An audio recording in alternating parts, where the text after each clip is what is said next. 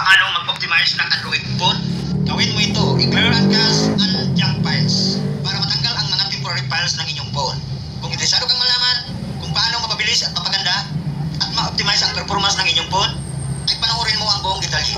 Dahil ituturo ko sa inyo ang step-by-step pamaraan kung paano gagawin. Go!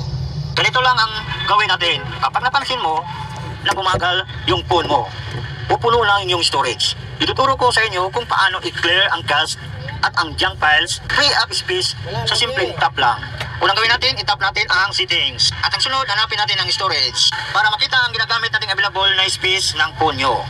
At dito sa loob ng storage, makikita dito ang percentage ng storage sa graph at may kulay na orange na nagamit na at yung balance.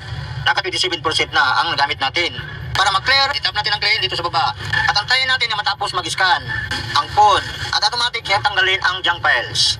At tapos itap din natin ang clean.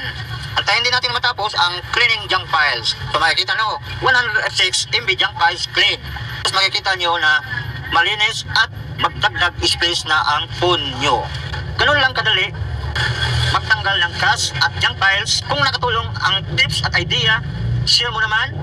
At huwag kalimutan mag-like, share, and subscribe for more tech tips. God bless!